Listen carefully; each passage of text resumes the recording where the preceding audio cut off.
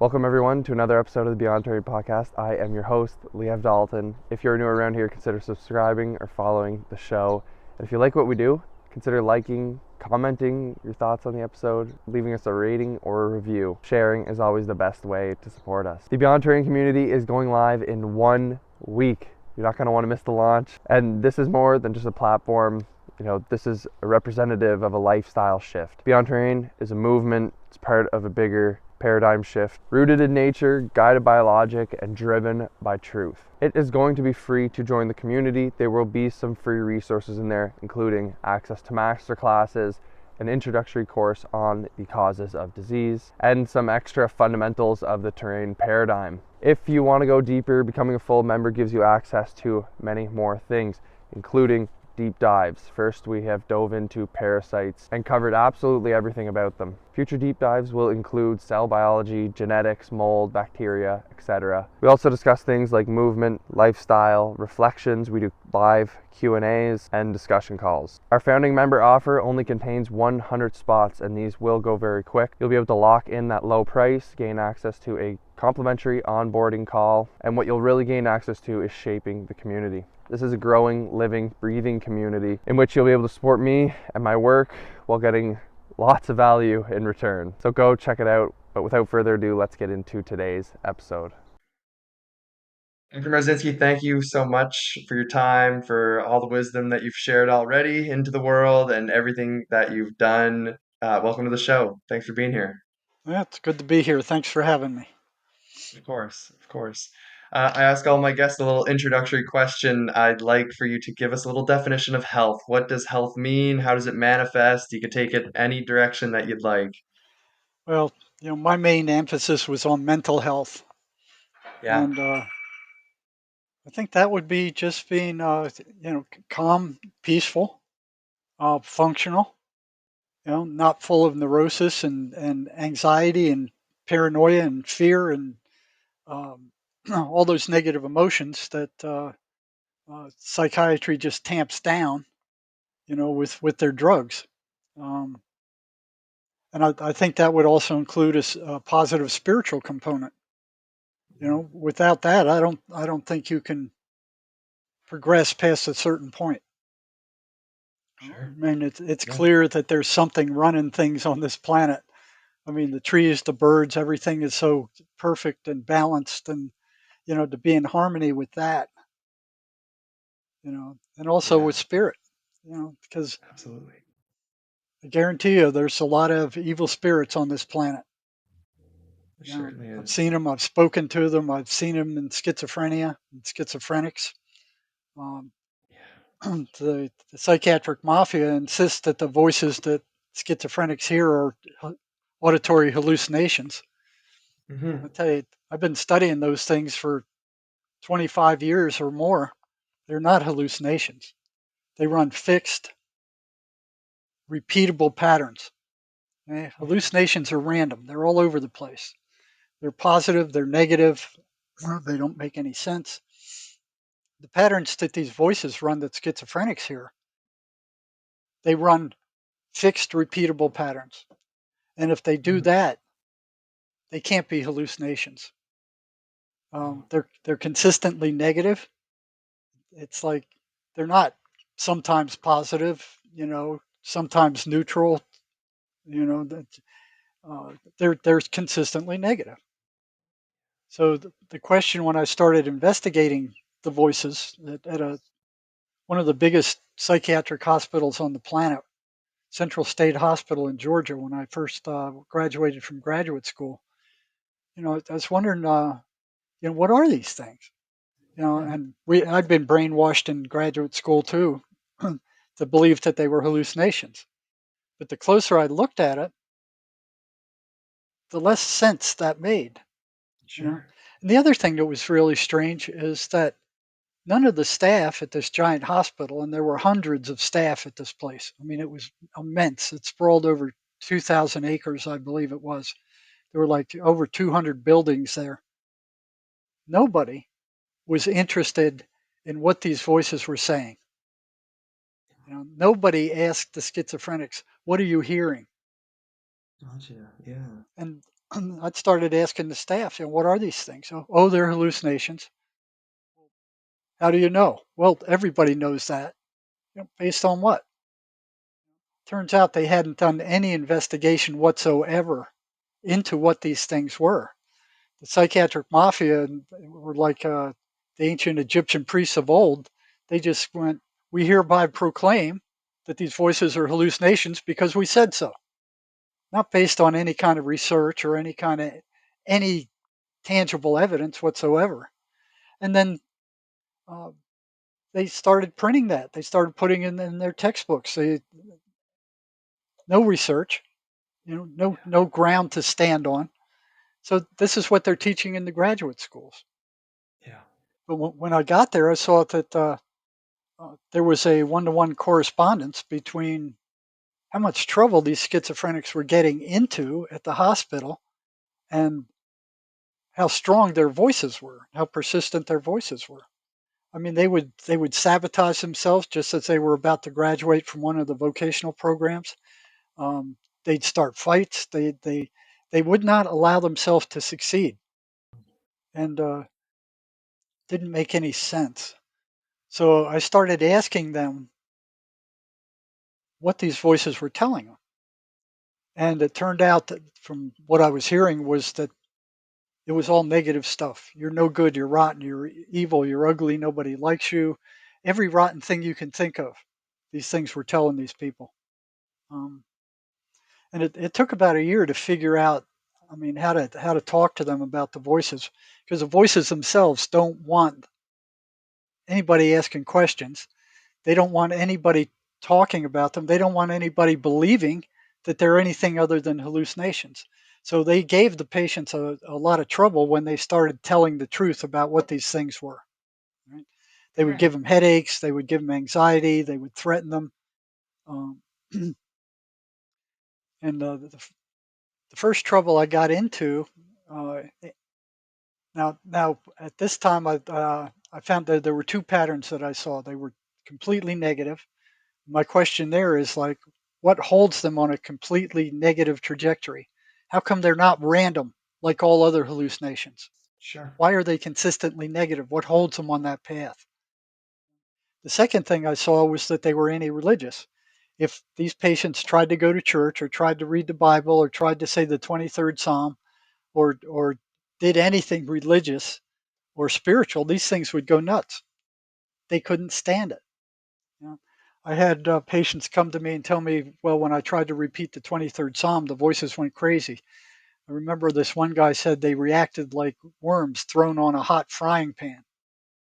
Oh, Um, and then one of the patients that I was asking his voices about, the voices got all upset, and he went and he told one of the psychiatrists. And the next morning, I ended up in the psychiatrist's office, you know, on the red carpet with the psychiatrist ordering me not to ask any questions about the voices. He wow. said they are hallucinations, and that's all they are. And what you're doing is just reinforcing these hallucinations and making the patients worse. Mm. And he kind of threatened me. He said, "You keep doing this, there will be repercussions." So I'm like, Wow. "Well, ain't that interesting?" They won't even let you question, these things. So I had to really slow down and go into like Sure. low gear.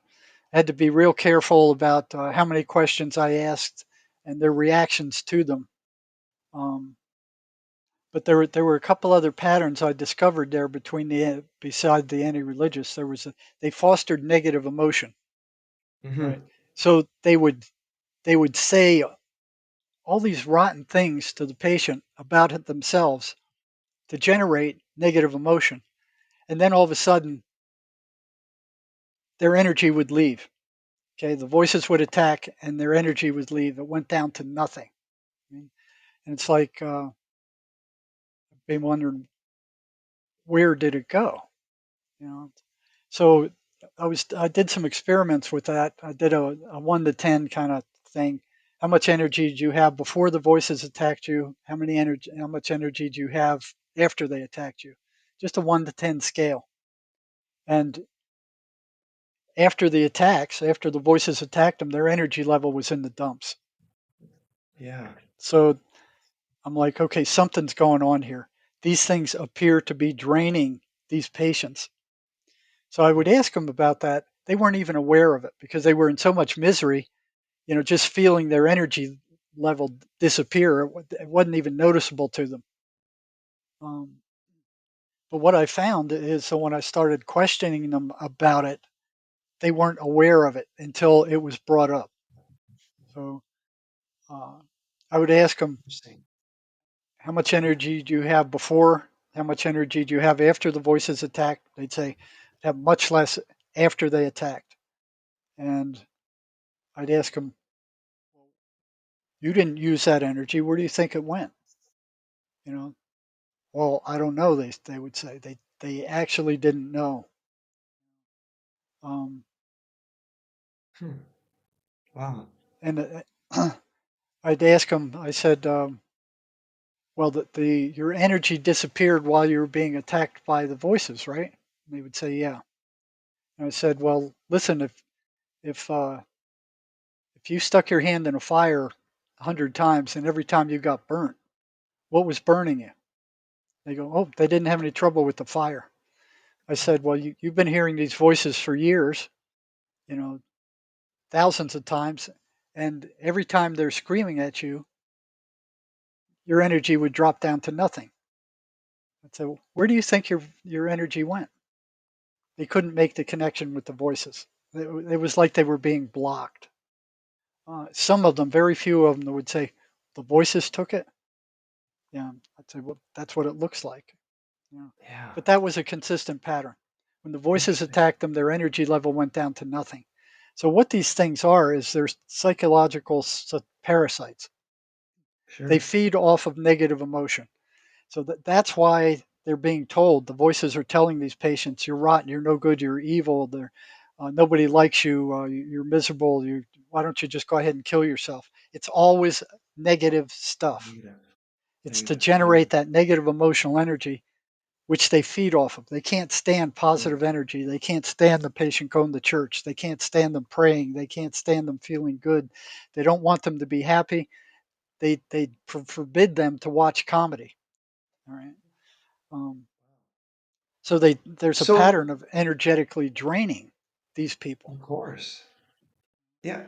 When you talk about them, you talk about the voices as like being external, right? It's probably the only time that these individuals have ever been spoken to in such a narrative that it's like you're actually not broken. You don't have, this is not an intrinsic thing, right? Like you're talking about it like it's an external thing. The voice is being something that is latching on to you, not Right. something that's being hallucinated and created from the mind. Can you speak a little bit more about that external nature of it? Yeah. It's they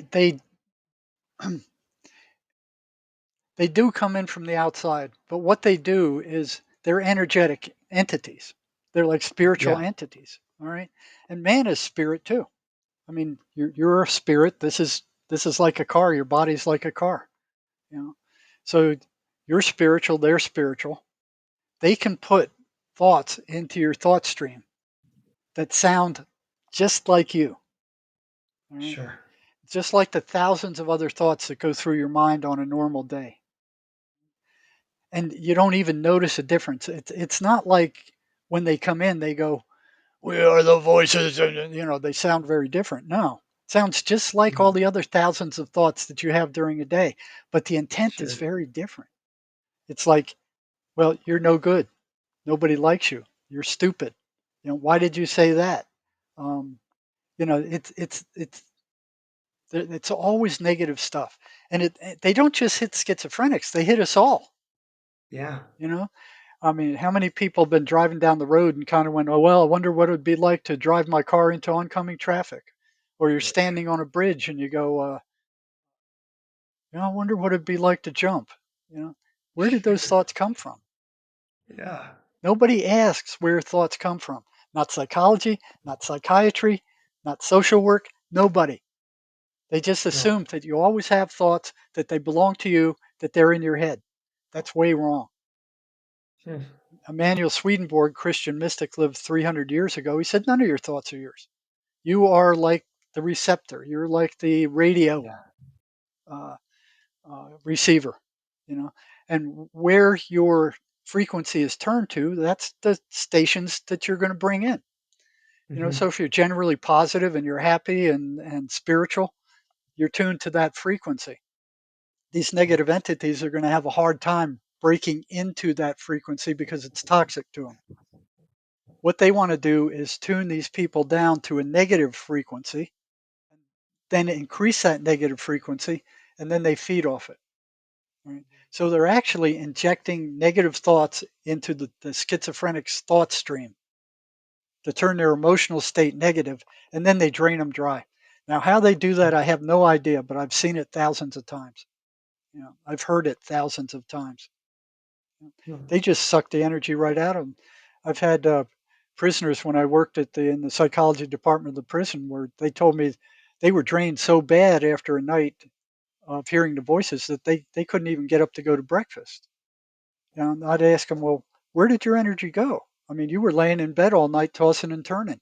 And they were telling me that they felt like they were digging ditches in the hot sun all day. That's what Yeah. they felt like. That's how drained they were. They couldn't even get out of bed. So I'd ask them, well, where'd your energy go? You didn't use it, right? No, I didn't use it. You know, and when you start talking about that to them, the voices start kicking up. They don't like it. They don't like you asking those kind of questions. They'll get louder. They'll tell the person, this guy's crazy. Get away from him. This is nonsense. Go somewhere else. Yeah. It's like a feedback loop, right? It's like the negativity just feeds and keeps feeding and feeding and feeding, you know? Yeah, and they keep pouring uh, gasoline on the fire to get it raging. To get Sure. it get these people to feel worse and worse and worse. And they try to cut off everybody who tries to help the schizophrenic too. They'll tell the schizophrenic that his mom and dad are against him. They really don't care for him. They're plotting behind his back. They're trying to get rid of him. They really secretly hate him. With boyfriends and girlfriends, they'll tell the boy that the girl's cheating on you and the girl that the boy's cheating on you. Same thing with married people. They want to break up relationships. They can't stand relationships. They can't stand children. Positive. So Yeah. children are at grave risk Really? when the parents are schizophrenic. They hate children. No. And you look what's going on in the United States right now with the child trafficking being up until Trump's time one of the biggest you know scams out there. I mean, the child trafficking was $1 billion business supported by the Biden government. The deep state government. Hmm. You look what's happening in England right now. Starmer refuses to investigate the gang rapes, just completely refuses to even look into them.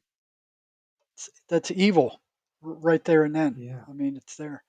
So there's like 23 different patterns for all of you guys that are out there that are working with schizophrenics. They're on my website at jerrymarzinsky.com. Go Okay. there, then go to articles and look up um, the patterns that these things run. You will see for yourself. If you're working with schizophrenics, you'll see these patterns for yourself. It's not like they're hidden. They're right there. They'll be right in front of your eyes. The other ones are they get louder after sunset, which is interesting. You know, they get louder when ignored. So I don't know how many times I'd hear psychiatrists saying, "Well, they're just hallucinations, or just ignore them." Just And ignore I'd them. bring the patient back in later. I'd say, "Well, how's that working for you?" They say, "Not working at all." They all said they get louder if ignored. They will not be ignored. They get louder and more persistent. They foster self-destructive behavior. They sabotage the person's work. They sabotage their relationships. They sabotage their work. They sabotage everything. So they want the person to destroy themselves. They foster isolation.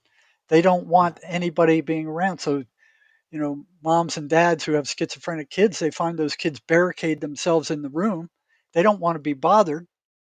They don't want to interact with anybody. They don't want to go anywhere. They don't want to do anything. They just want to sit there and listen to the voices. And that's what the voices, that's exactly what they want. That's the worst thing you could do with a schizophrenic family members is let them be isolated with the voices, because then they have nothing to distract them from them, and the voices have complete access. They don't even have to fight for attention. It's right there. So they demand the attention of the victim. You know, they manipulate perception. Um, they have complete access to the schizophrenic's memory. They can go in there and they can pull up every rotten thing that schizophrenic has done and throw it in their face until they get them feeling rotten, and then they uh, extract their energy. Right? Um, and this goes on and on. There's like 23 of these different patterns. All you got to do is Sure. go to my website and see them for Yeah. yourself. They're right Yeah. there. They're right in your face. Anybody doubts this, go look. You have Sure. schizophrenic patients, you have schizophrenic family, go look. You'll see these Hmm. things right there in your face. And if they're running patterns, they can't be hallucinations like the psychiatric mafia says they are. Gotcha. Yeah. Yeah, it's not random. No, Yeah. they're not random at all. You know. So within the context of randomness, like, not that they're, we can, it's so clearly laid out now that they don't act like hallucinations in any respect, but is the individual who is presenting as schizophrenic, who is hearing the voices, is that random? Is that trauma related? Is it like, how does one develop the voices? Is it just constant negativity over time? I remember reading, the listeners will know I reference this book all the time, How to Become a Schizophrenic by John Modrow. And it was the story of how, he was treated like somebody who was insane, and how he kept kind of toeing the line of doing some maybe a little outlandish stuff, and just developed more and more and more, and being told that he was a problematic kid and different stuff like that, like, is there the trauma component? Because we've heard stories, Yes, there's uh, definitely no yeah. doubt about it. You talk to schizophrenics, virtually all of them have been severely Every single one traumatized, of them. either physically, mentally, or emotionally traumatized severely. You know? Hmm. So that's kind of like, so these things are like they hit us all, like I told you. They're Of hitting us all. course. They're knocking on everybody's door, seeing how far they can get. Um, Yeah. and when they hit somebody that's traumatized, that's like loosh. There's that negative energy is right there. They don't have to work Bang. to generate it. All they got to do Sure. is go in there and pour gasoline on the fire, make them feel worse, and then they have another source of food for them. All right? So yeah, you talk to schizophrenics, virtually all of them were badly traumatized, you know, Yeah. and never really recovered from that trauma. Uh, Another major cause of schizophrenia is amphetamine. I've Mm. seen more prisoners go crazy on amphetamine than any other drug out there. I mean, it happens with cocaine. It'll happen with some of the other drugs, but nothing like with amphetamine. It's one of the most dangerous drugs out there beside fentanyl. All right. Wow. The All the prisoners they named amphetamine the devil's drug. Huh. You know. So and the way it happens, I mean, you start taking amphetamine, you feel great, like Superman. You have tons Yeah. of energy, you feel wonderful, you get a lot of things done, um, and then you crash. You know, but during the high, it's a nice high. You feel Sure. super energetic. You're happy. You can concentrate. I mean, and then then after a while, you start hearing voices. Yeah. And you go, oh well, they're just hallucinations. So Hmm. they just ignore it. Like, okay, they'll go away when I come down, and they do. And that may happen 20, 25, 50, 75 times, and then one day they don't go away. They're there I forever. know. And that person is now as crazy as any other schizophrenic. The voices will not leave, Hmm. and then they're stuck with them for the rest of their lives. Very interesting. So What psychiatry, about psychology don't have any cause for schizophrenia. You know, they they Yeah. they started this chemical imbalance crap. It's a complete lie. It's a total fabrication. It was started by a drug company by the name of Eli Lilly in the 1980s when they came out with the antidepressant Prozac. They had no idea how it worked. So they just made something up so they didn't look like fools. You know? So they made up this, hey, well, this is a drug. We put the drug in the body. It reacts with other drugs, and it's a it balances something in there where these people don't feel quite as depressed. So they introduced it as uh, and mental illness as a biochemical imbalance. There was nothing to it. Matter of fact, that's been disproved over and over again. You know, and Peter Brigham, in his book Toxic Psychiatry, 1991, points out in his book that toxic psychiatry, the drug company Eli Lilly advanced the chemical imbalance theory as a marketing scheme to sell their drug Prozac.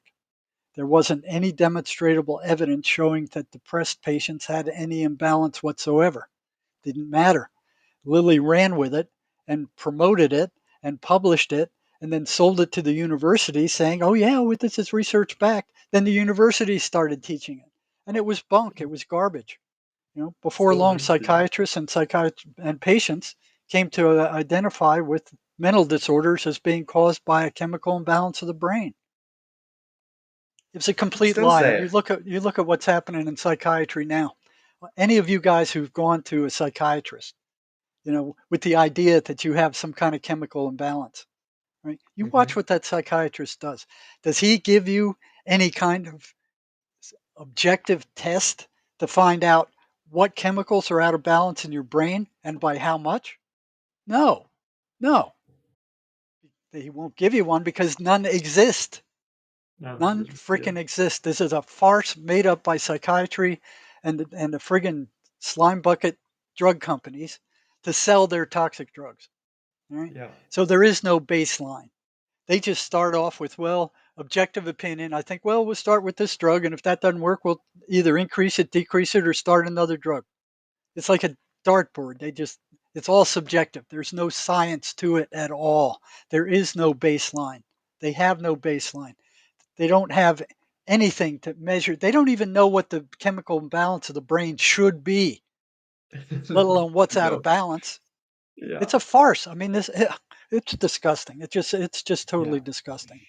So with antipsychotics, then, you know, we take, like, if you have hallucinations, you take them, like you were talking about earlier, how we're kind of a receiver, and we have these energies that can kind of latch onto us in a way, or we can receive these energies, right? Because our physical vessels are kind of like that receiver. Now, the antipsychotics, as an analogy, might numb the receiver, but it doesn't necessarily make the energies go away. That's Because exactly right. what you see is after you come off the antipsychotics, it's like way worse than before, and they say, "Oh, you're not taking your drugs, so you're you got to get back on them." That's kind of the message that's told to the people, right? Like, when you're not on the drugs, your receiver's not numb, so you're not being healed or cured or Right. treated or Yeah. whatever, right? So Basically, those drugs are uh, major tranquilizers. They're just yeah, calming the person down, which does help. sure. Now the downside of that is that they're also toxic neurologically. Now they won't tell Hmm. you that, and I've never heard in my entire career a psychiatrist tell the patient that these drugs are toxic psychiatrically, that they rot your brain out with long-term use. They found that out by doing autopsies with patients in state hospitals. So when they went to look at their brains after they've been on these drugs for years, they saw their brains were shrunk like walnuts.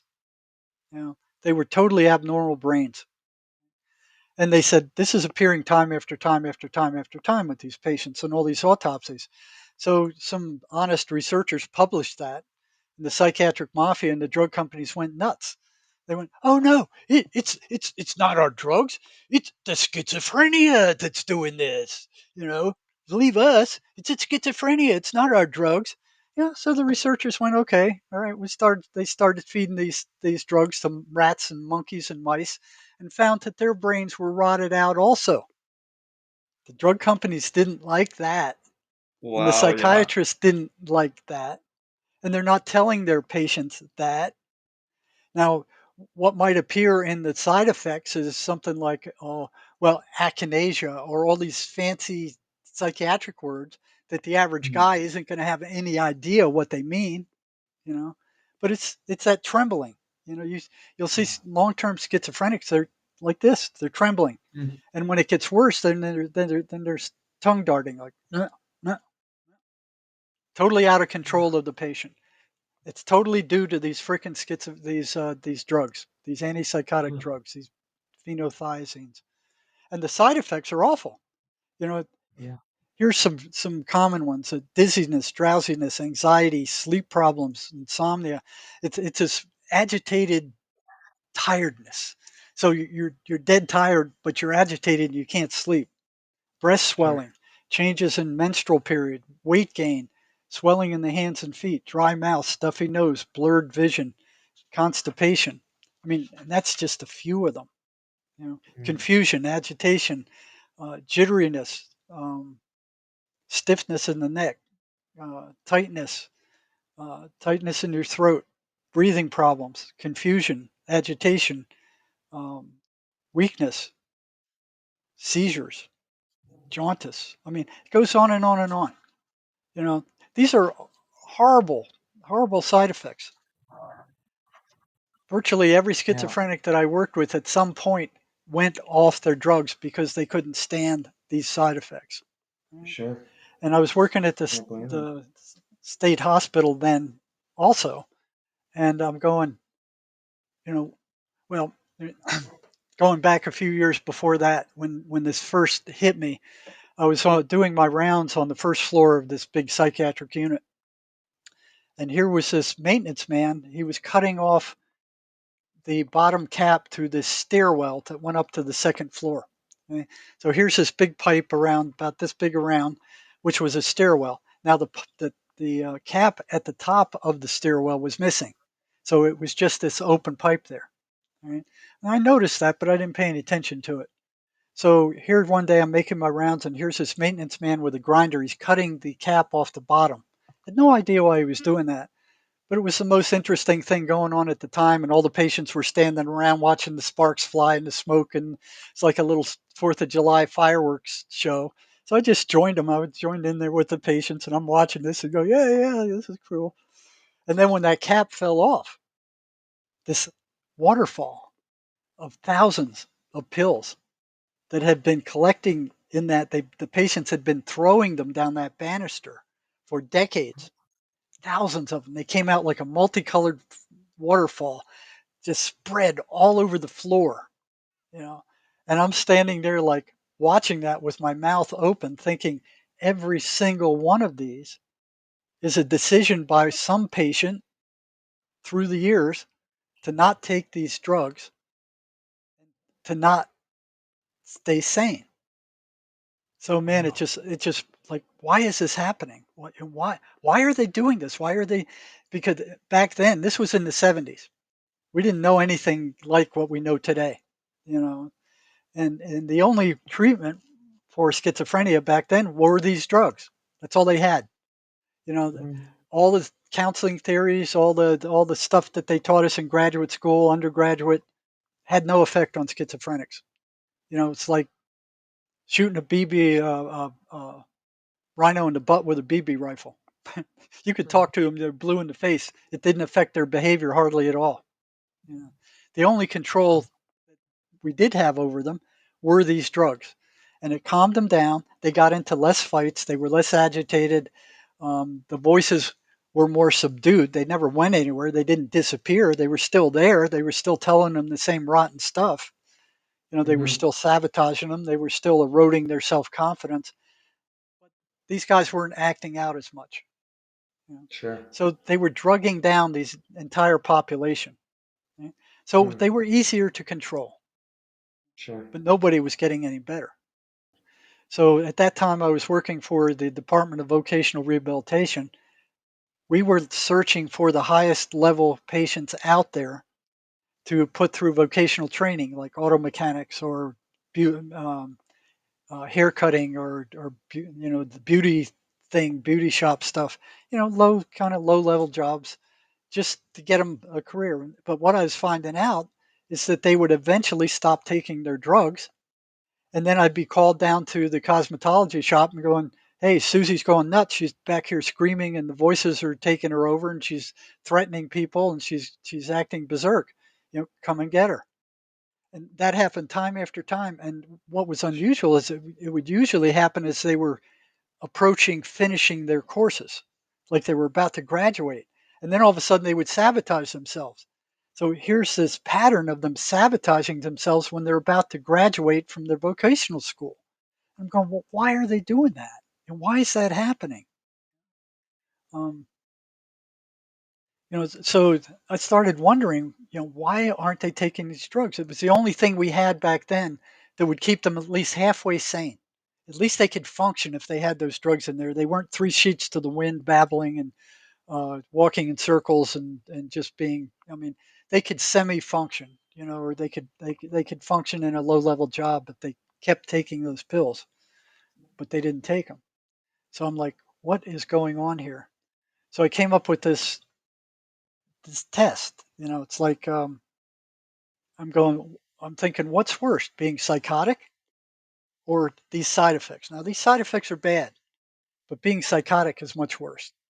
You hear these voices screaming at you, you're no good, you're rotten. You start seeing monsters coming out of the wall. You have voices talking to you out of nowhere. You're out of control of your mind. You can't keep it out of under control. You're agitated. You're paranoid. The voices are threatening you. You're getting in fights with other people. I mean, it's just horrible.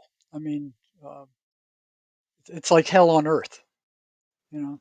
On my website again at jerrymarzinsky.com, I got an interview with a gal named Judy uh, Gregerson.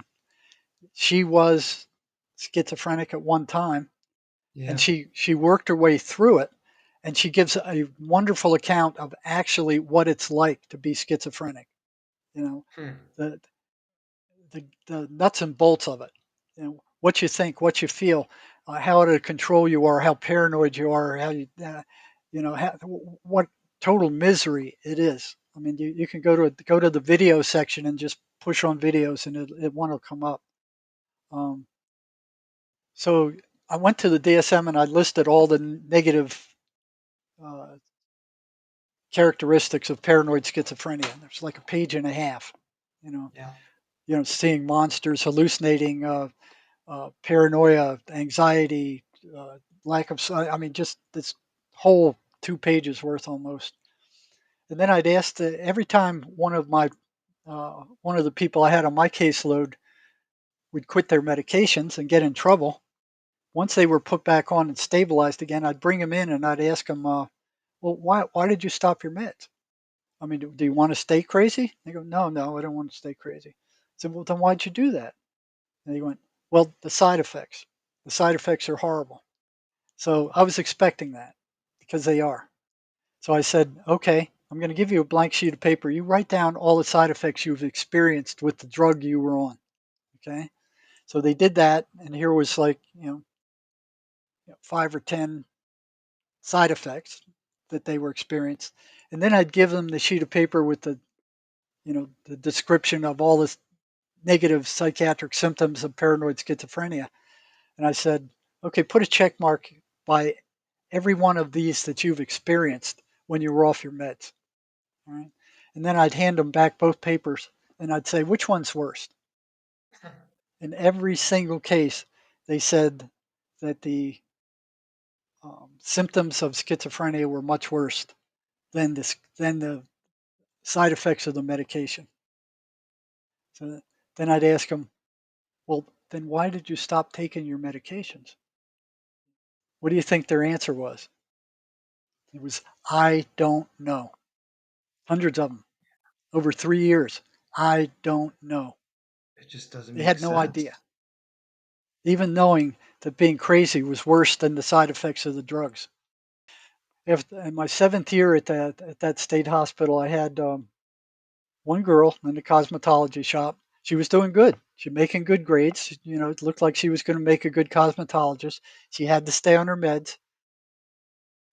If they went off them the third time, we would usually discharge them because back then all we had was those meds. And Yeah. if they went off them three times, we would go, well, we can't trust them to stay on the meds when we release them on the streets. So Sure. we would discontinue their training and then try with somebody else who we were hoping to have better luck with. So this girl, she was about to graduate. She was doing good. She made good grades. She went off her meds and she was going crazy in the cosmetology class. She was screaming and hollering and threatening people. And I got a call from the cosmetology instructor saying, "Come and get her out of here. She's disrupting my class. I can't deal with her." All right. Yeah. Went and got her out of there. Uh, Brought her back to her room. Turned her over to psychiatry. They medicated her again. And when she was back to normal, I informed her that the treatment team was going to discharge her because this was the third time she went off her meds. So Yeah. apparently she called her mom, and her mom called me and said, "Please don't discharge her. I can't deal with her. You know, I've had her here before, hearing those voices. I can't deal with her. Please don't discharge her." So she said, "I'll come up there and we'll find out why she went off her meds." Okay. Yeah.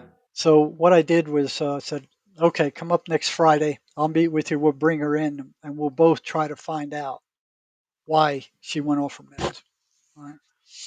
So prior to that, one thing I noticed was that psychiatrists at this hospital were getting assaulted by schizophrenics at a rate higher than any of the other staff there. They were being assaulted by schizophrenics higher than dentists, psychiatric nurses, regular nurses, um, counselors, psychologists.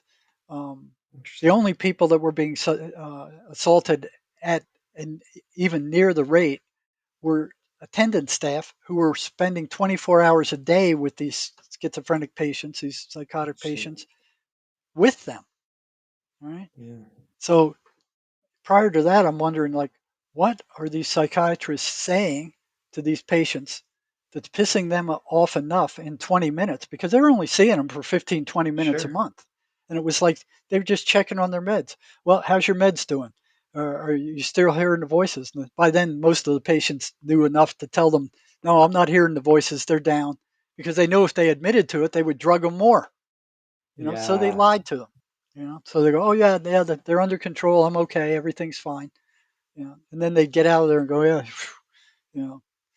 So that's all they would do. They'd spend 20 minutes on how's your medicines, and if the medicines weren't working, they'd change them or they'd up them or they'd down them. But Yeah. it was Yeah. always changing the medications. They wouldn't spend any time talking to these people at all. Sure. What's going on with you? How do you feel? Nothing like that. It was all medications. Yeah. Um, so why are they being assaulted at a rate higher than anybody else when they're only spending 20 minutes a month with these people? Yeah. Made no sense to me. For 7 years until I got this girl in my office, it made no sense to me. Yeah. So we met one Friday afternoon. She came in, the mother came in, and we're all three sitting together. I closed the door, and the mother and I are asking her, "Why did you go off your meds? You knew that you would be discharged from your program if you did that a third time. You knew that. You Mhm. were told that. Why did you go off your meds?" And her mother's begging her, and I'm asking her. We're both, and she finally goes. She didn't want to say. She finally goes. I'll, you won't believe me if I told you. You won't believe me. I said, try me. I've heard a lot of weird stuff since I've been working at this place. I don't think anything you say is going to, you know, tip me over. Go ahead and tell us why did you do that? Why'd you go off your meds? She said, the voices were telling me that the psychiatrist was poisoning me. And they were Oh. pointing to all the side effects of these rotten medicines to prove that I was being poisoned. And they convinced me Oh. that he was poisoning me. That's when I went off and went click, bang, man. I'm like, that's why psychiatrists are being assaulted. The Yeah. voices are telling these patients that the psychiatrist is poisoning them. And in effect, in reality, they are. These Yeah. drugs are toxic. All these symptoms, dizziness, drowsiness, anxiety, sleep problems, breast swelling, weight gain, dry mouth, stuffy nose, constipation. Those are all side effects. These are toxic effects of those medications. Yeah. Those Yeah. medications are toxic. They're Hmm. poisonous, Yeah. and they make you feel like crap, and they fog up your brain so you can't think. You know, they're awful. At least the person can kind of function on them. So Sure. Sure. that made sense. At that point, okay, that's what's going on. Huh. You know. But So psychiatrists don't believe in voices. They don't believe that there's anything to them. Oh, hallucination. they're just hallucinations. Yeah. They never looked into them. They never asked questions about to the Interesting. patients. Well, what are you hearing and what are they saying and how are you reacting to it? What are you doing about it? No, yeah, they're just hallucinations. Just ignore them. You know, it's nuts. I'm kind of curious, what, because we sort of the philosophy that we take here is that there's a reason. Like when we see symptoms in the physical realm, like a cough, there's a reason you have a cough. Like maybe it's to clear your lungs of something or mucus to, you know, neutralize toxicity. And we view symptoms as sort of being the healing process. I'm kind of curious, like with the symptoms kind of being the voices, right? Like the symptoms of Well, no, that psychosis. that's not what psychiatry treats. Psychiatry treats the anxiety, the dizziness, uh, the symptoms of the voices. Yeah, They don't look at the voices as the entities. voices, like the root cause, right? Yeah, it's like the root cause, and it's the major symptom, and yet they ignore Mhm. it. It's like, Yeah, oh yeah, it's a yeah. hallucination. We don't understand what it is. It's just some crazy hallucination, and Hmm. they don't even try to find out. They're not even Yeah. asking questions. It's Hmm. it's un, it's unbelievable. It's just unbelievable. It like I said, So, it's like the Egyptian priests of old. We hereby it looks like a hallucination, so it's a hallucination. That's what yeah. we're true. No, they're not even interested. They don't believe in spirits. They don't believe in demons. They don't believe in No. anything like that. It's outside of their realm. So they're never going to get to a cure for schizophrenia because it's Hmm. the voices that cause the schizophrenia. You get rid of those voices by any means, exorcism, um, Mace energy method, any other method, Christianity, prayer. Once they're gone, all symptoms of schizophrenia disappear with them. Hmm. They don't see that, Hmm. Yeah. and they're making things worse. They're telling the patient, well, what you have is an incurable illness, it's an incurable mental illness. You're going to have to take these drugs for the rest of your life. There is no hope. Um, it's a Um, there is no cure. It's a life sentence. Yeah. So I suppose like they're fostering hopelessness with these patients, yeah, which yeah, makes it even 100%, worse. 100%. So they're Yeah. already hopeless. They're already feeling bad, and then Hmm. the psychiatrist comes up. Well, yeah, it's hopeless. You can't do anything about it. All there is you can take these nasty psychiatric drugs with all these rotten symptoms. That's all you can do for the rest of your life. There's no other hope. No hope. So it's like they're just dumping crap on top of crap on these poor people. Yeah. Yeah. I guess my question is like what is the purpose of the voices? Like what is the purpose? What is the reason they're there? Because if we look like at what's causing the voices, like what's brought on the voices, like a traumatic event, maybe a curse or an evil spirit or something like that. Like what is the purpose of the voices in Well, I all of tell you, this? it will certainly wake you up to the spiritual world. Yeah. You ask a lot of schizophrenics, what do you think the voices are? And they'll tell you they're demons. Yeah. I'd say about maybe 60% of them, when you ask them, well, what do you think they are? You know, a lot of them will say, well, I don't know. You know, um, some of them will say hallucinations. They buy what psychiatry tells them. But I'd say probably 60% of them realize that they're demons and they act like demons. You look at the Bible, and that's another thing. You look at, I mean, this is a Christian society. You look at the Bible, there's 23 times where Jesus cast these things out of crazy people. 23 times. You think that has any impact on psychiatry or the educational system? No, not at all. Oh, demons don't exist. That's what the devil wants you to believe. That's what these things want you to believe, because if you believe they're Exactly. hallucinations, that they're not real, then they have open field to do whatever they want. They can Exactly. cause Yeah. as much damage as they want. And if you Mm. don't believe the real cause, they're immune. Yeah.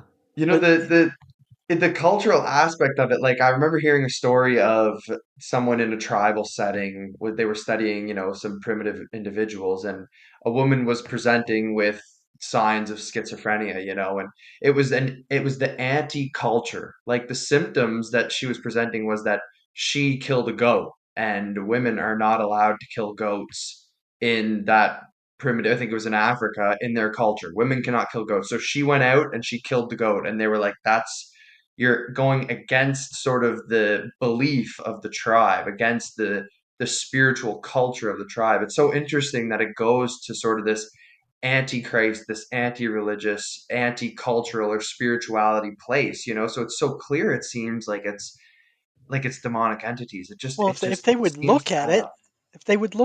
they'd see it. You know, Yeah.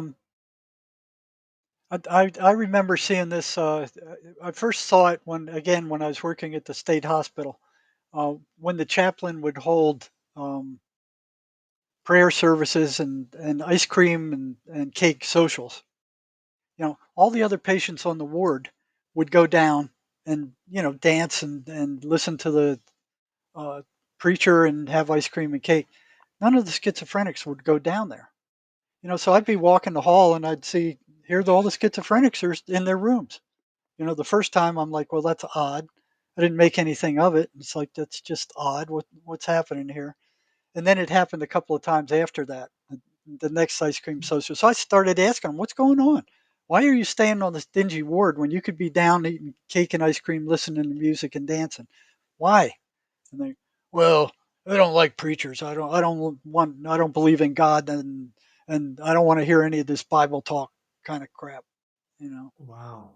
all of them. And then you look at what they're reading on their book stand, and it was all these murder mysteries and war stories and all negative stuff. Yeah. So I'm like, well, Referring to look that at that. trauma narrative, right?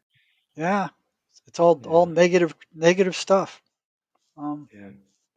and then I had one guy one time. He came in and he realized something was wrong, and he would pray, and he would try to read the Bible, and I would ask him, I said, what happens when you try to read the Bible?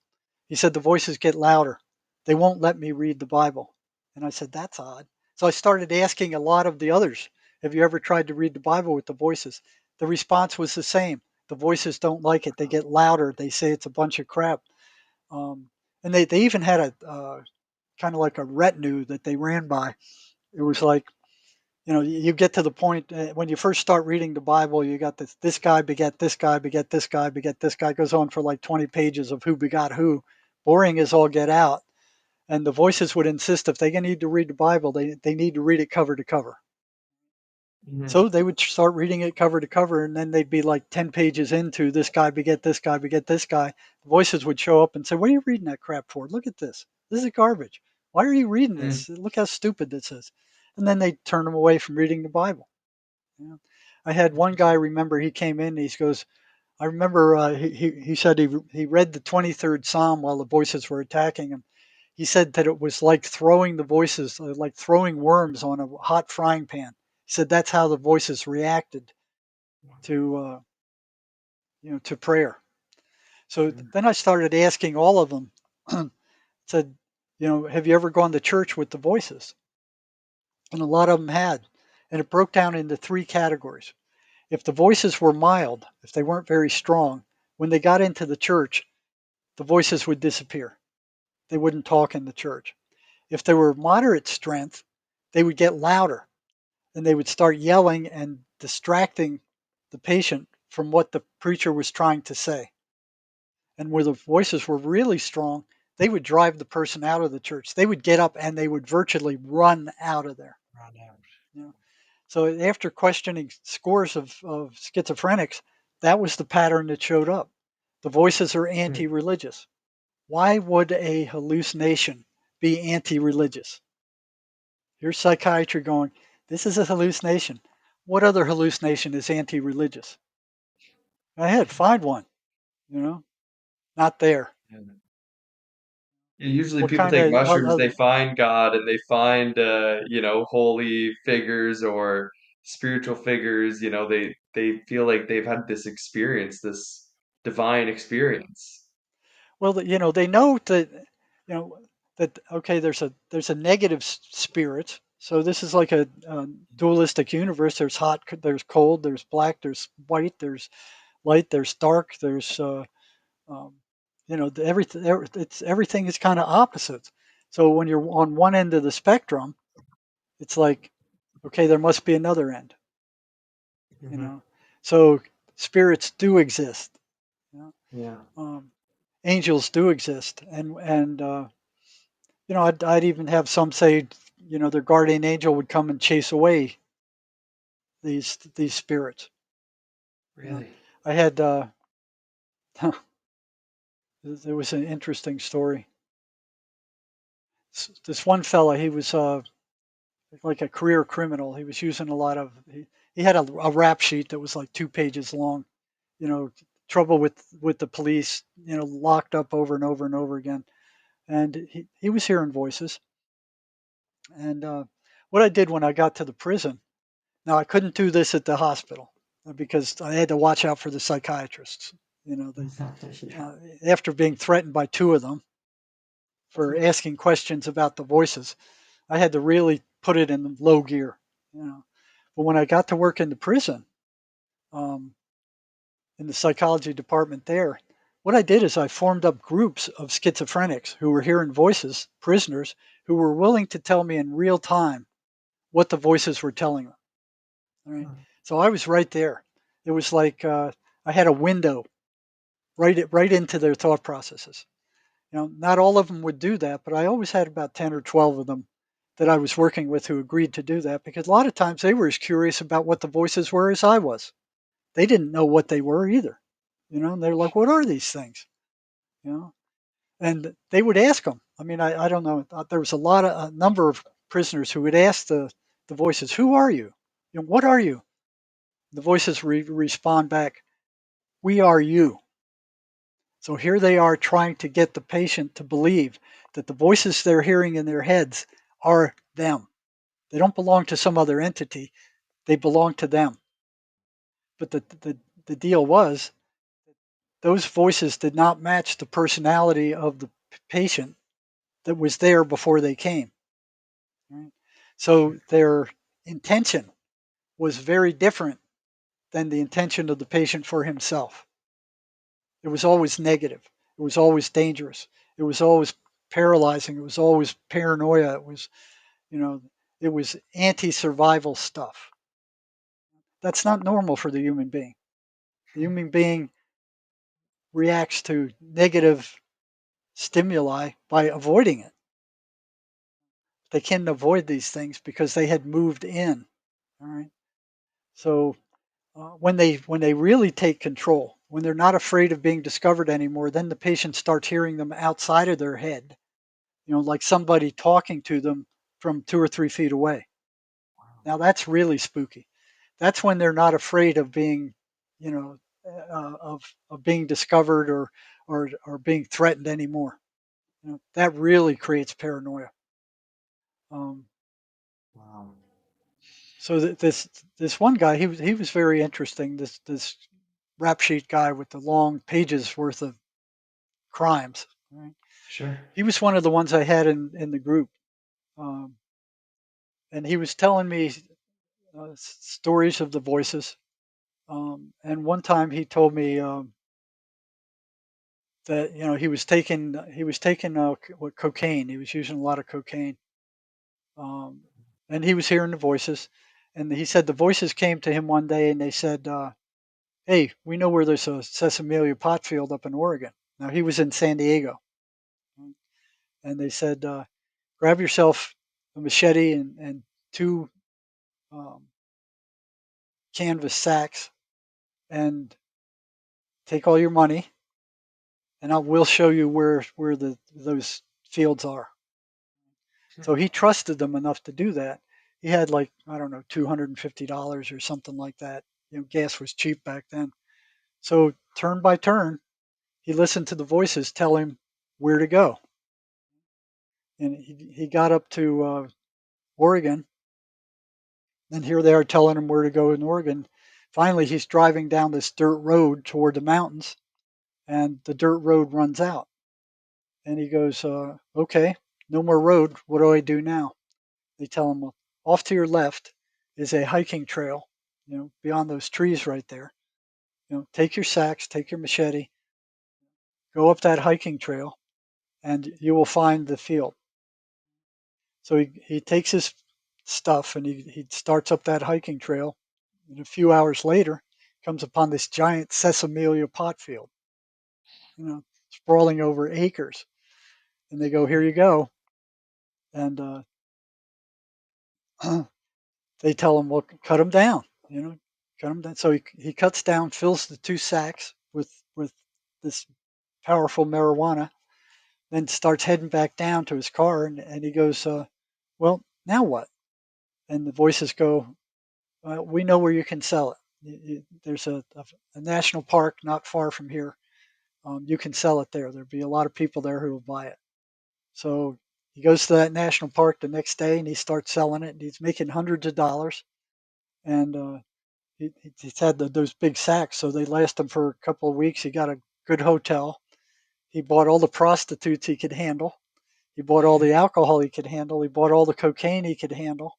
And then the voices said, we want to go fishing. And I'm like, what? Hey, get out of here. You're pulling my leg. You're making that up. And they go, no, no, no. They were fishermen. They wanted to go fishing. I said, you kidding me? You go, no, I'm not kidding you. Honest to God, they want to go fishing. So I said, well, what'd you do? He said, I went and bought a fishing rod and some bait. And me and the voices went out to the Columbia River and we were fishing. He said they would tell me where to throw the hook, when to move, you know, um, and what bait to use. And he said I was the only one catching fish that day. And that's what he did for like 2 weeks. He did the drugs, the prostitutes, the alcohol, and fished. And then the second time he went up there, when he ran out of the pot, he told the voices, "Oh, I got to go get some more marijuana. I'm out." They said, "No, don't go up there. They're waiting for you. They know you've been taking it. You go up there, they're going to kill you. Take what money you have, go back down to San Diego." Yeah. And he did. And what Wow. was interesting with him was that in between the voices coming, he would say his mother would come and speak to him. Now that was another one. I'm like, your mother is coming. Now she was deceased. His Yeah. mother was dead. And these things can play like anything. They could fake like they were his mother, and they Sure. can go into his head and they can pull up all the information about his mother and act like his mother and say the Interesting. things his mother did. So I knew that. So I was very suspicious when he told me, um, my mother comes and talks to me, and I asked him, well, what does she say? And he says, well, she tells me to stay away from the gangsters and not to be selling uh, drugs and not to be using drugs and to wash my clothes and to keep my underwear clean and brush my teeth and that kind of stuff. You know. So every time I met with him, I would ask, um, what's your mother telling you? Looking for anything suspicious. It was nothing negative. Interesting. So it was like, I guess this might be his mother. Because it was always motherly like stuff. You know? Yeah. And so I was working with him, and we were doing things to upset the patterns that the voices were running. Okay, so I was wondering, okay, what happens if you start upsetting these patterns? What if you start messing with them? You start blocking them, giving them activities that kind of interfere with these patterns, um, and they were getting better. The voices were getting weaker, Interesting. and then he was getting better. And then finally, the voices left. They were gone. And all he could hear was his mother. And so I brought him in after the voices were gone. They were gone for like 3 weeks. They were gone almost a month. And they didn't like those patterns being ignored. And he said he could still hear his mother, you know. And he comes in one day and he goes, "My mother wants to talk to you." And I'm like, "She wants to talk to me?" And I said, "Okay, what does she have to say?" And he says, "My mother thanks you for everything you've done to help me." And I said, "Okay, you're welcome." I asked her, I said, "What are you doing over there?" And she says, "I'm checking people in." And then I went to ask her another question. And she said, "I'm not supposed to be talking to you. Everything you need to know is in the Bible." And then she disappeared. And a week later, he didn't even hear her anymore. She was gone. Interesting, but true story. And did I got voices story on ever top of come back? story like that. But anyhow, so I'm seeing that interfering with these patterns Yeah. was pissing off the voices and was Yeah. interfering with their control over these people. All right. Hmm. So I had like all 11 or 12 of them. I would give them tasks after each session. Say, okay, I want you to try doing this to interfere with the voices. I'll bring you back next week. Tell me how the voices are reacting. And one by one, they came back and they said, the voices are getting pissed off with you. They don't like this. They don't want us coming here. And all of them were saying when we get up to come in the morning to come with our office visit, they're telling us not to go, that you're Yeah. crazy, you're a lunatic, don't listen to you. Um, and they were doing all the best to convince them not to show up. Right? But Wow. they came anyway. Yeah. And this started getting more and more intense. And virtually all of them were coming in and saying the voices don't like this. They don't like these assignments. They don't like what you're doing. They're getting pissed off. Right? Um, and then one day when one of them is about to leave the office, he turns around in my doorway and he looks at me and he goes, "You know what you're doing is dangerous, don't you?" And I just looked at him like, I didn't think it was dangerous. I'm thinking, well, they're in your head. They're not in my head. They're not getting me. They're getting you. But I just looked at him. I was speechless. I'm like, what does that mean? And he just turned around and left. And I'm like sitting there thinking, like, well, okay. I just kind of filed it back in the possible useful information file back there, and I didn't forget it, but it didn't stop me at all. Um, so this guy comes back like a couple of weeks later. I call him in for an appointment. No, no. Let me see. What do you do next? Um, it was that dangerous. Oh, and then he comes in a few weeks later. I don't know how he got into my office. I mean, I didn't send him a pass. He got into the psych department, the medical department Yeah. somehow. Knocks on my door, open the door, and he's standing there, and he goes, "The voices want to talk to you." And I'm like, "Do do do do do do do." This is like outer limits time. They want to talk to me personally. He goes, "Yeah, they want to talk to you personally." In 20 years, that had never happened. Never happened Wow. before. They never spoke to me personally. It was always, I would ask the patient what they were saying. He would tell me. I would tell him to tell them this. So the patient was always the intermediary. He goes, "No, no, they want to talk to you personally." So I bring him in. And I say, "Okay, sit down."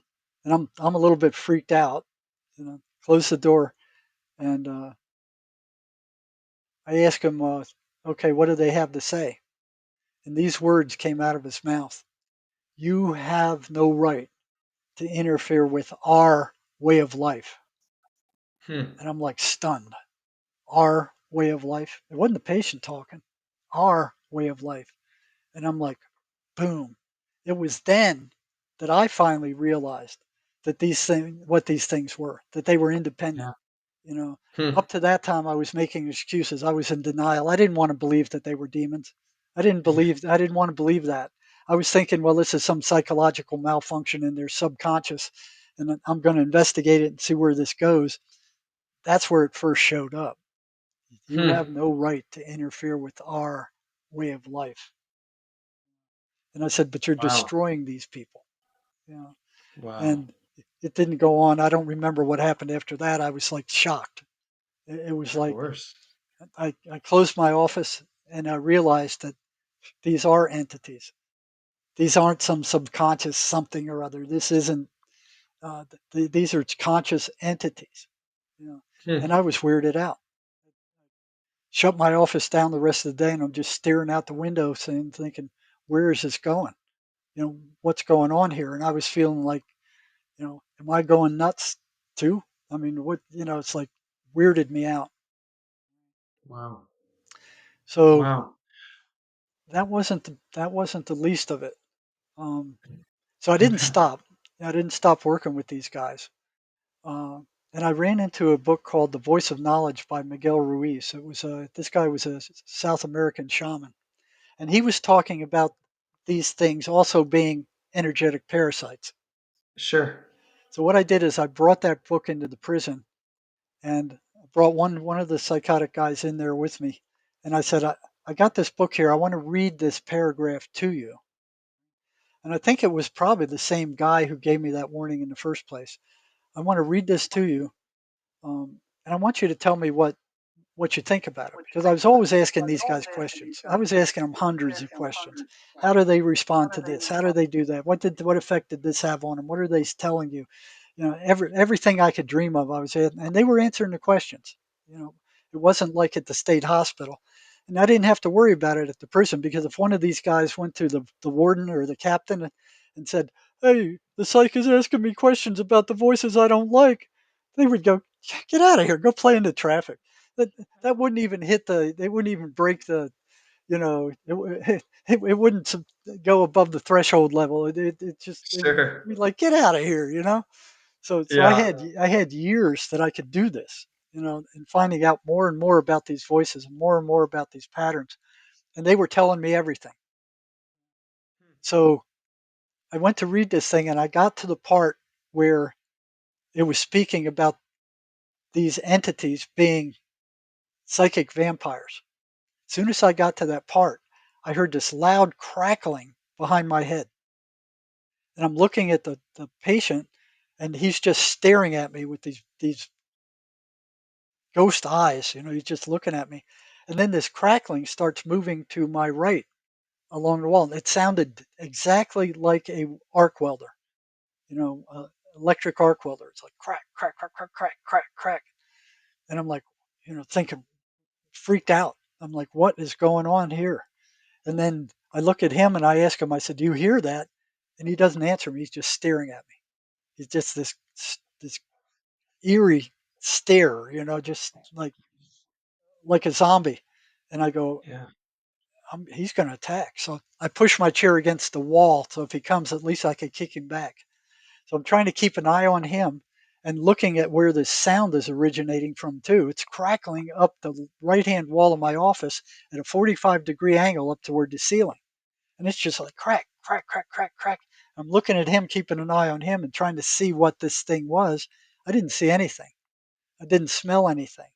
I didn't. There was no light. It was just that crackling sound, and it was moving up the wall, and it wasn't moving really fast. It was just kind of leisurely moving up toward the ceiling, and I'm splitting my attention between him and the noise, and then it starts to the left when it hit the back of the room, across the ceiling and right over his head.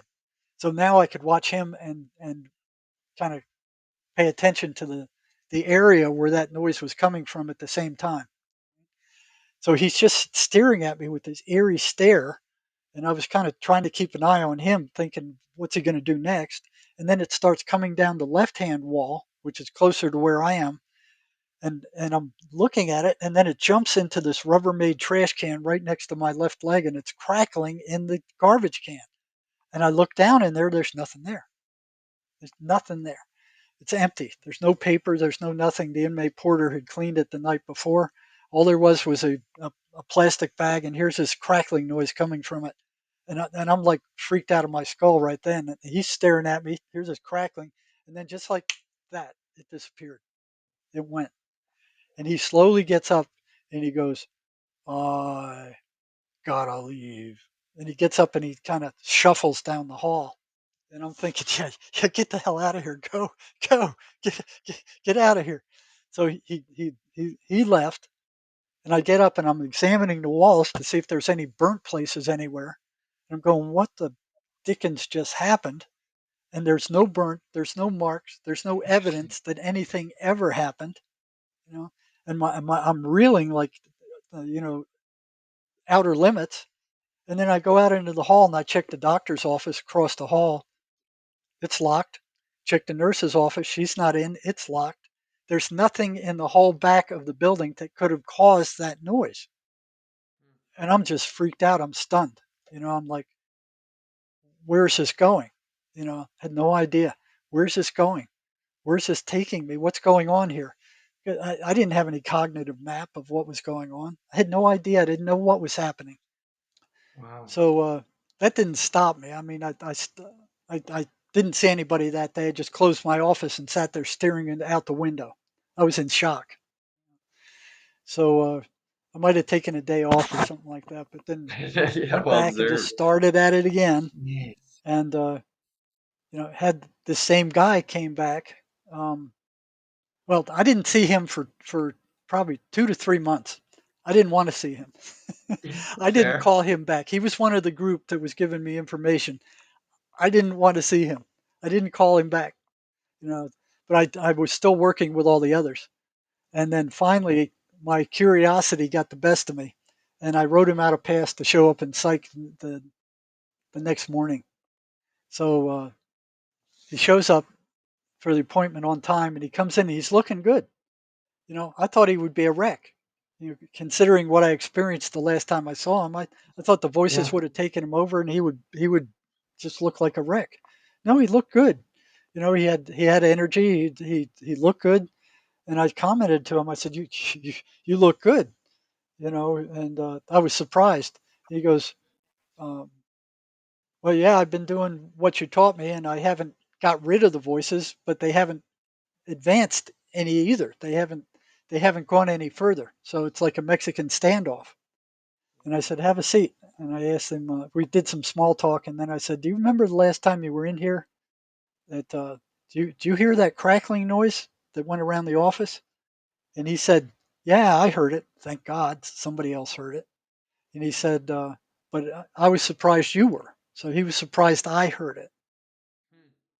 And I asked him. I said, "What in the blazes was that?" And he said, "That was them." I said, "Them who? The voices?" He said, "Yeah, that was the voices." And I said, "What in the dickens were they doing?" And he said, "Well, they were trying to scare you off." And I said, "Well, they did one hell of a job." Yeah. That's it. So that was after not seeing him for 3 months. Right. So then, Wow. uh, what did I ask him then? Oh yeah, I remembered how weird he looked when he got up to get out. He looked like a zombie. I mean, he didn't look normal. He just looked like, and he shuffled out. He didn't walk out with a regular gait. He kind of shuffled out. Yeah. And I said, "What were the voices telling you when you left my office? You looked really strange to me." He said, "They were telling me to go get a shank and stick it in your gut." And I'm thinking, "Oh, he wouldn't have done that. I've worked with him for 6 months. I know him better than most other inmates. He wouldn't have done that." So I asked him, "Why didn't you do it?" And he said, "I couldn't find one, and nobody would give me one." And I'm like, Wow. ooh, ooh. So this was weird. I didn't have any. It was like I had one foot in both worlds, and I was Sure. wondering whether I was going psychotic. Because You, you got asked? this is I didn't tell. There's nobody I could talk to about this. There was Yeah. nobody I could talk except the schizophrenics themselves. I could talk to them Sure. about it. They were hearing voices, they were seeing things, they were hearing noises, and here I am with them. Hey, yeah, this ever happened to you? Oh yeah, it's like I was in the group with them. I was had one foot in both worlds. You know, and like going, well, I don't have any cognitive map of where this going. You know, Yeah. I, I it was like you know I walked through this door and I'm looking around and I'm seeing all this weirdness and I don't know where it's going and I'm like I'm heading in that direction and it's like what's going on? You know. Hmm. Um, Yeah. Amazing. So, What it you know, shapes your experience, your well, understanding. yeah, and see what kind of turned me on, what got me suspecting that the voices were not hallucinations was a fellow named Wilson Van Dusen, who was a clinical psychologist who was working up at a state hospital in California. Now, he was a staunch Swedenborgian. Emanuel Swedenborg was a Christian mystic who lived some 300 years ago, and he Yeah. was given access to heaven and hell by Jesus. He was one of the top scientists of his day. He was the chief mining engineer for the Queen of Sweden. He was making her a fortune with the machines and the mining techniques he was developing. Um, Hmm. and he could see spirits, and he could talk to them, and he was given access to heaven and hell. And he was told by Jesus to go there, interview the angels and the demons, and write about them so the people on the planet are aware of what's going on. And he did. He wrote a book called Heaven and Hell. And that uh, Van Dusen was a Swedenborgian, so he had read those books. He was working with schizophrenics also. He knew that the voices weren't hallucinations, but Yeah. he would not call them hallucinations. He would refer to them as hallucinations, That's but he cool. would have conversations with them. So what he was trying to do was make friends with them to see if he could learn more about what they were and how they Yeah. behaved. Interesting. Um, of course, they would only go so far with them.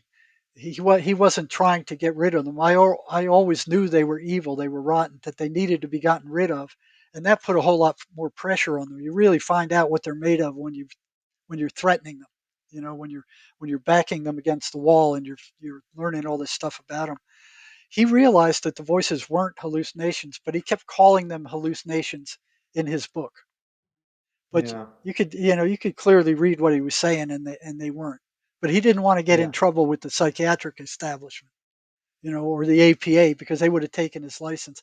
Before I came out with this, I dropped my license. I let it lapse because I knew what they would do to me. I knew they would go Yeah. after me. So I dropped it while I was in good stead. So now they can't touch me. Otherwise, I'm sure I would have got fired. I would have went up before hearing boards. It would have been, this guy's disruptive, da da da da, based on what the psychiatrists at the state hospital did. I can imagine they wouldn't want something like me running around loose. Yeah. So that So happened. maybe to kind of wrap things up, I'm kind of curious about healing. You know, About what? do the voices, like, I'm kind of curious about healing. Like, do the voices stay forever? Can we heal them? How do we even approach healing? Well, the first thing you have to realize is that they're not you. Yeah. Well, that's the first thing. And that's the opposite of what the psychiatric mafia is telling these people. Oh, it is you. Your brain is broken. Your case is hopeless. There's nothing you can do about it except take our toxic meds and come and pay us $250 a visit every month to give you a prescription so you can now go to the pharmacy and you can pay them another $300 or something for these medications or whatever they are. I mean, they're horrendously expensive, and just you're part of the cycle now. It's like that. What is it? That gate that said, "All who enter here leave all hope behind." So Yeah. they're not only doing physiological damage, they're doing psychological damage. They're not Yeah. giving these people any hope. They don't know what causes schizophrenia themselves. They make up all these lies about it. It's a biochemical imbalance. It's a genetic thing. The genetic thing has been disproved also. So here they are kicking the cause for schizophrenia up into the scientific realm where people can't examine it. The average doctor, the average psychologist, the average psychiatrist doesn't have access to the kind of labs that would verify or defy what these people are saying. Mhm. In order to prove these things weren't a chemical imbalance, you had to have access to massive amounts of equipment and the personnel that can prove that. So that's why it lasted like what, since the 70s, 80s, and Mhm. 90s. 2000, 40 years. They got away with it for 40 freaking years before Yeah. some biochemical guys in the universities that were normal and weren't controlled by the deep state, universities and mafia started writing, hey, there's nothing there. There is Yeah. no chemical imbalance. You have no evidence that there's a chemical imbalance. You don't even know what the chemical balance of the brain should be. What are you talking about? It was a complete fabrication. It was a complete lie. All right. So So number one, we gotta accept that this is like the voices are not a part of us. That's kind of like the baseline to that's heal. the baseline. Yeah. Yeah. So then you have to understand, you know, what they are. That they have access to your memory. They can pull. See Mm. that they can fake like they're anybody. I remember this one gal I was dealing with who had been badly sexually abused by her father, and her father finally died, and she was hearing voices. Her father finally died. She was at his funeral, and she was like, "Thank God he's gone."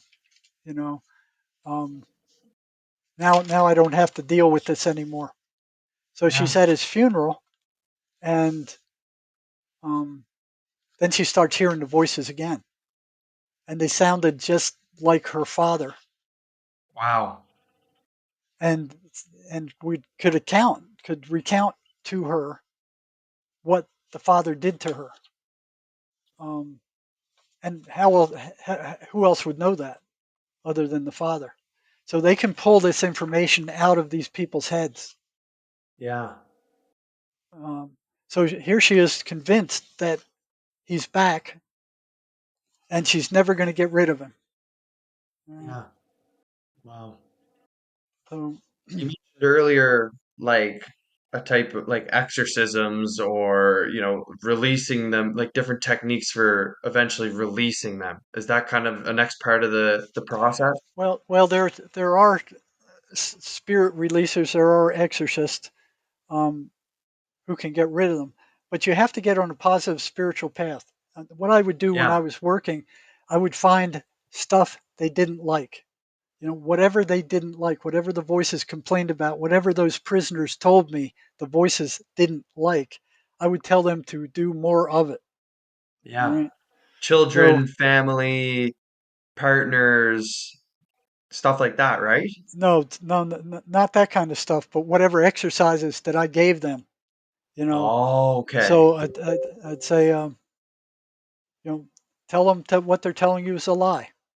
Because 90% of what they say is a lie. They don't care if Ah, it's the truth or not. All they want to do is upset the patient.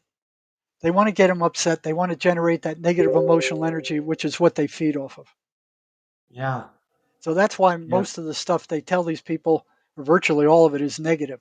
You're no good. You're rotten. You're stupid. You're ugly. Everybody hates you. Your parents are faking like they like you. Your boyfriend's cheating on you. Your husband's cheating on you. Your wife's cheating on you. Whatever they Sure. can think of that will upset you, that you will believe, they will feed you. Right? And Hmm. if you believe it, you're done. You're like a fish. You're caught. You know. But most patients realize that they're liars. All right. And if you go to my website at jerrymarzinsky.com, you go to articles, there's a program there that will help anybody who's hearing this voices. It's called the That's a Lie program. It was written by Sherry Sweeney, my co-author, um, Very sweet. of this book here. You want to know more about the voices, go ahead to my website and you can get this book, An Amazing Journey Through the Psychotic Mind. Wow. It'll tell you how Awesome. we came to the conclusion that these things were actually entities and not hallucinations. All right. So I ran into Sherry. She's the first one I could talk to about what these things were. Now, I knew her 10 years, and we were working on prison reform. I knew her 10 years before she admitted to me that she heard voices when she was a kid, you know. Wow. And then I didn't believe it. So I started hammering her with questions. Um, that only somebody who heard voices could answer, right? And boom, boom, boom, boom. She right off the bat, bam, bam, bam, bam. She knew the answers to all of them. So she was the first one I could really talk to, about this stuff. And then when Yeah. that crazy thing happened with the crackling um, in my office, I got to find Van Dusen. I didn't even know if he was still alive, but I tracked him down through the Swedenborg organization, and he was still alive. And he was very suspicious of me. Um, but eventually, uh, we started talking about all the stuff we'd done. What he had done is um, he was giving the patient and the voices psychological tests. So so he had an MMPI, he had a Rorschach, he had all these psychological tests, and he would tell the patient, "Okay, I'm going to give you these tests. Don't let the voices influence them. You just take these tests yourself." And he says, "I'm going to give the voices a second set of tests, to see what happens there." And that's what he did. And I don't think he told anybody but me that he was doing this. And what he said Wow. the result was that the voices were much more psychotic than the patient was. Huh. That's what the test showed. Interesting. So that Very was interesting. interesting. Yeah. So you look at what the friggin' you know right now on the planet we have more psychiatrists, we have more psychologists, we got more psychiatric drugs than ever before in the history of mankind. Yeah. And the number of schizophrenics is increasing every year. Nobody's getting better. Those drugs aren't curing anybody. Psychiatry isn't curing anybody. All they're doing is tamping down symptoms. So you look at and you go, well, okay, this is who's running our mental health systems right now in the entire Western world, psychiatry. Hmm. You look at what they're doing. Almost 50,000 people kill themselves a year in the United States. It may be higher than that now. 50,000. Where are those ideas coming from to kill yourself? That life is so bad, you got to kill yourself. Yeah. A great Yeah. number of them are on psychiatric drugs. They're on Hmm. antipsychotics, they're on antidepressants. That's as many people that died in Vietnam, you know, and the Wow. number's increasing. 24 veterans a day kill themselves between 1999 and 2019. The suicide rate increased 33%. Wow. Yeah. Schizophrenics suicide at a rate 3 to 5 times that of the general population, but so do psychiatrists. So here, Yeah. psychiatrists are killing themselves at the same rate that schizophrenics are killing themselves. Wow. Interesting. Very So, interesting. over 100,000 Americans are diagnosed with schizophrenia yearly. Nobody's getting any better. If I had to give this mental health system a grade, it would be an F minus. Yeah. People are getting worse every year. They're not getting better. You know, but you look at what's behind the scenes. The global antipsychotic sales, global and around the world, have soared to $14.54 billion in 2021, and are estimated to hit 15.5 billion in 2022. It's probably much higher than that now. We're talking Yeah. billions of dollars. It's not millions, it's billions. Millions. They're Yeah. selling these toxic drugs that are rotting out people's brains, that are only treating symptoms, and they're making billions of dollars doing it. It's unreal. Antidepressant market is scheduled to reach 15.98 billion again by 2023. Nobody's getting any better, No. you know. Matter of fact, there wasn't anything I saw that was making people any better until I, I one day this fellow wrote me and he goes, this is different from most of the emails I get. He goes, I got somebody you need to meet, you know, and he said, at worst, she'll just be a jolly old lady, you know. And I thought about that for a few days, and I was like, well, should I answer this? And then it got my curiosity up, and I finally answered it and met up with this jolly old lady in, I think, Perth, Australia. I think she's in Australia, and we hit it off pretty good, to start with. And she was talking about something called the Mace energy method. Um, and I was asking her all kinds of questions about that. It kind of got my interest up because it made sense. All right. Mhm. Um, so I went and got the books, and I read both the books that Mace wrote, and it made a lot of sense. It made more sense than anything else I'd studied in graduate school, anything I'd studied in undergraduate school, anything I'd studied in the PhD program, all the in-service, hundreds of hours of in-service trainings I had. And I kept up the dialogue with her, and she said, "Well," and I started using it with my patients, and it was working. You know, they were getting better. The cause of their symptoms was disappearing, and it was amazing. I'd never seen anything like it. So just based on reading everything I could find and getting Mace's books, this was working. John Mace was not a psychologist or a psychiatrist, but he was a genius, but he was a ship captain. He drove these big freighters back and forth across the ocean. Right? Mhm. Um, and he came up with this system. And I kept talking to Cherie about this, and then finally she said, "Well, why don't you come and get certified in this system?" And I said, "Well, why should I do that? It's already working. I've already got it working." She said, "Well, that's just the tip of the iceberg, you know." And I said, "Well, how much does it cost?" And she said, $5,000. And I went, "Ugh." So eventually I ended up doing it. And Yeah. this is what it's called is a um, energetic psychotherapy. So Mhm. it's not like a traditional psychotherapy at all. So your spirit is energy, your thoughts are energy, your memory is energy, everything about you is energy. This system works with energy. So what Mace found out was that when you run into a trauma, he said most psychological problems are caused by trauma. Right? Mhm. And what happens with that trauma is that bad feeling and that shock stays there and it kind of torments you forever. And finally, the ego shows up and goes, "Okay, let me handle this." And it takes that trauma and those bad feelings and it throws it into your subconscious mind and then locks it down so it can't get out. Now it's Yeah. not so you're not feeling it anymore. It's not tormenting you anymore, but it's in there and it's still alive. It's not dead.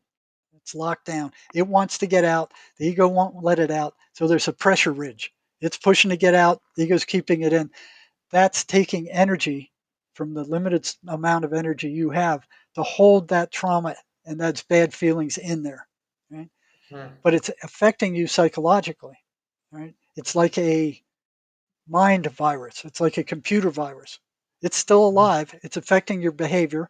It's affecting what you think. It's affecting what you do. It's affecting how you feel. It's affecting what you say. It's affecting what you don't say. And it's operating subconsciously without your awareness. And you can't get at it because you're not aware of it. You know? Mhm. So the way it manifests when you're not aware of it is that it triggers whenever somebody that's similar to the person that caused that trauma shows up in your life, that thing goes off. Boom, it goes off. And it's basically saying attack that person, run from that person, or avoid that person. He's too close to the person who traumatized you in the first place. So attack him or get away from him or leave. But the universe Yeah. keeps sending you people like that. So it's like the person you hate that just keeps showing up over and over Keep. and over again, no matter where you Yeah. go. Right? Yeah. So that's they call it a negative identity. So there's two kinds of identities: there's a positive identity, there's a negative identity. Positive identities are like whatever you do for work, or being a car driver. You know, you created those identities on purpose to help you survive on the planet. They were Mhm. created consciously. You're aware that you created them.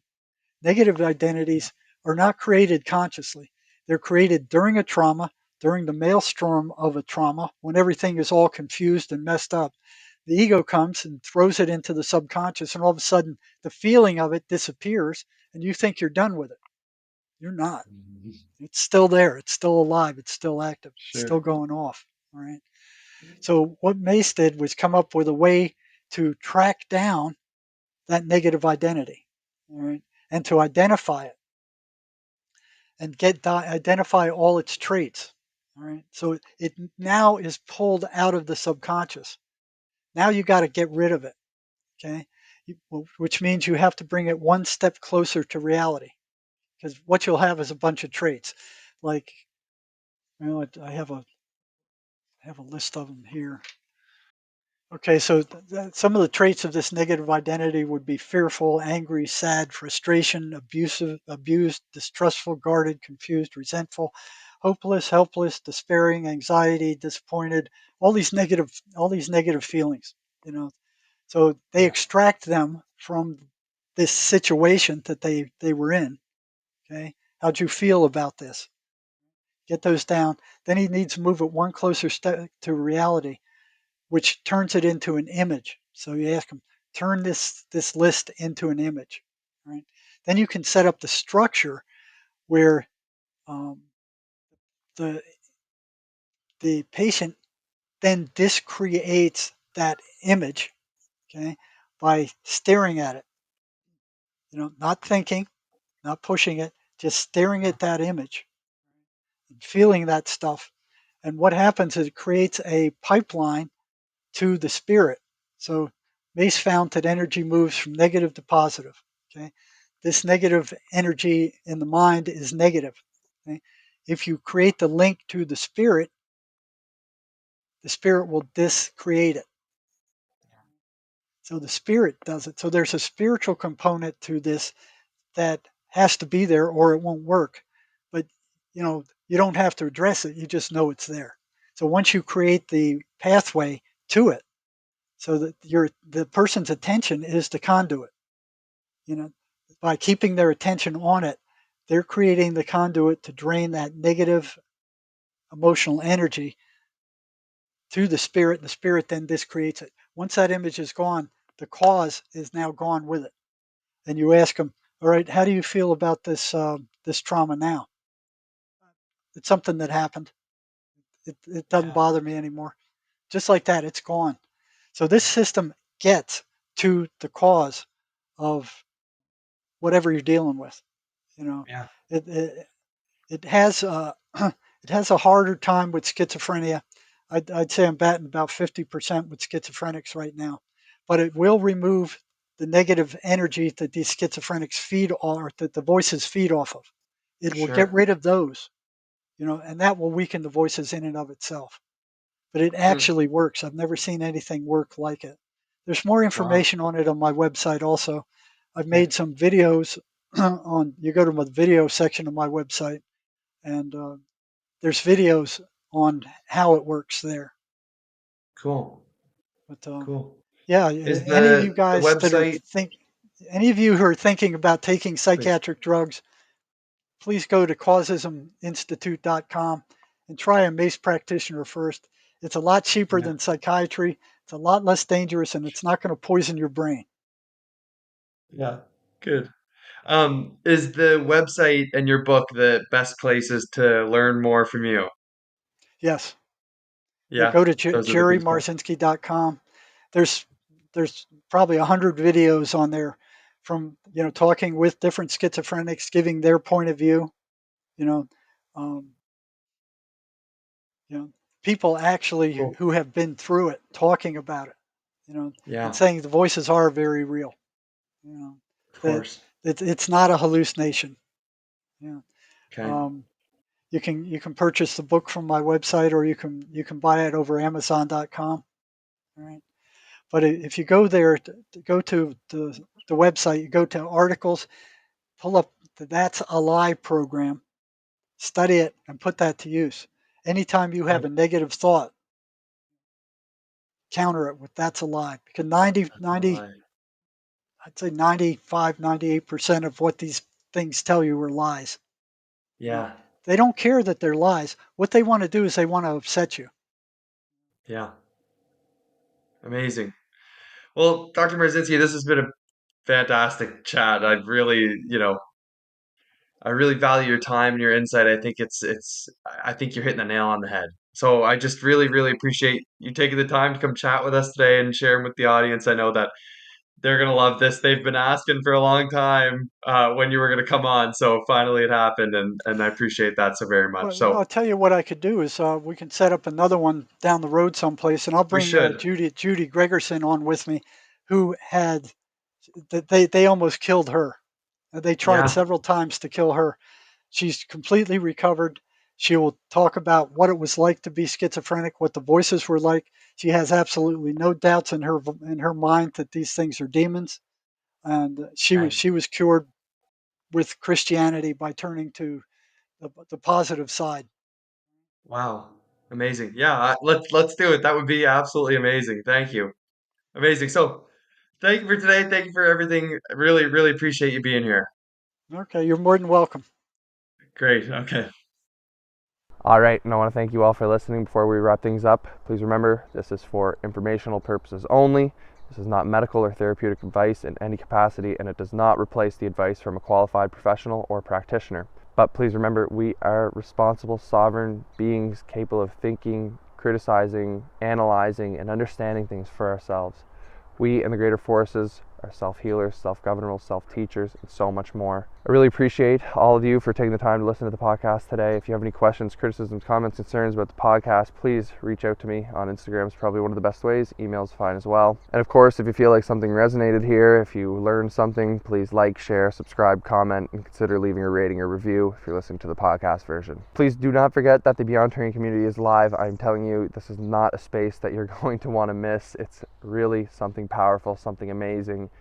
Something tailored to each individual. I took the attunement piece that practitioners should use with their clients and I've integrated into the community. It's not a one-size-fits-all. It's not ChatGPT generated PDF documents.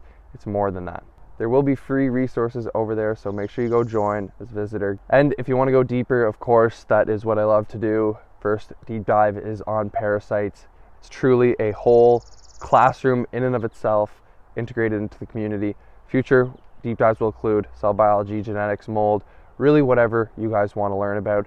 That's the bonus of being a founding member. You'll be able to shape the direction of the community. We really talk about it all: movement, lifestyle. We talk about reflections, and there are reflective prompts in there to ensure that you are on your own meaningful path. And of course, there'll be live Q&A and discussion calls. Go and join, become a founding member. There will only be 100 spots. You'll be able to lock in that low price, complimentary onboarding call, shape the direction of the community. There's no reason not to sign up right away. Just remember, guys, there are two types of people in the world: those who believe they can, those who believe they can't, and they are both correct. Thanks for listening. Take care.